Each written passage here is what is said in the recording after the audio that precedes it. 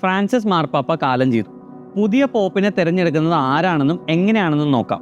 നിയമപ്രകാരം മാമോദിസ മുങ്ങിയ ഏതൊരു ക്രിസ്ത്യൻ പുരുഷനും പോപ്പാകാം.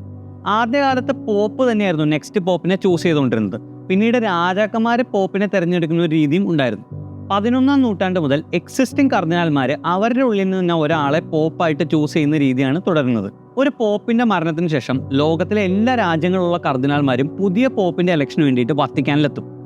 ഈ ഇലക്ഷൻ കംപ്ലീറ്റ് ചെയ്തതിന് ശേഷം മാത്രമേ ഇവർക്ക് വത്തിക്കാൻ വിടാനുള്ള അനുവാദമുള്ളൂ. 1268 3 വർഷം കൊണ്ടാണ് ഒരു പോപ്പിന്റെ ഇലക്ഷൻ കംപ്ലീറ്റ് ചെയ്തത്. ഈ ഇലക്ഷൻ നടക്കുന്നത് അതീവ സീക്രട്ട് ആയിട്ട് വത്തിക്കാനിലെ സിസ്റ്റീൻ ചാപ്പലിന്റെ ഉള്ളിൽ വെച്ചിട്ടാണ്. 252 കർദിനാൽമാരുള്ളതിൽ 80 വയസ്സിൽ താഴെയുള്ള 135 പേർക്ക് മാത്രമേ ഈ ഇലക്ഷനിൽ പങ്കെടുക്കാൻ സാധിക്കുകയുള്ളൂ. ഈ 135 വോട്ടിന്റെ 2/3 അഥവാ 90 വോട്ട് കിട്ടുന്ന ആളെയാണ് പുതിയ പോപ്പായിട്ട് എലക്ട് ചെയ്യുന്നത്.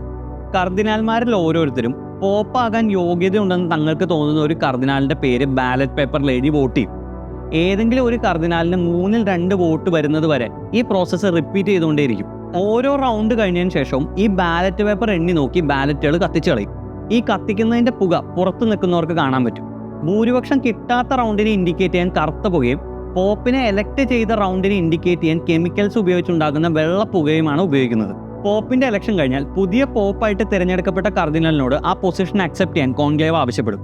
അദ്ദേഹം ആ പൊസിഷൻ അക്സെപ്റ്റ് ചെയ്താൽ പുതിയൊരു ഒഫീഷ്യൽ നെയിമും സ്വീകരിക്കണം. പൊതുവെ മുൻഗാമിമാരായിട്ടുള്ള പോപ്പുമാരുടെയോ വിശുദ്ധന്മാരുടെയോ പേരാണ് ഇങ്ങനെ ചൂസ് ചെയ്യാറ്. അതിനുശേഷം പുതിയ പോപ്പ് വത്തിക്കാനിലെ പ്രസിദ്ധമായിട്ടുള്ള ബാൽക്കണിയിലെത്തി ജനങ്ങളെ കാണും.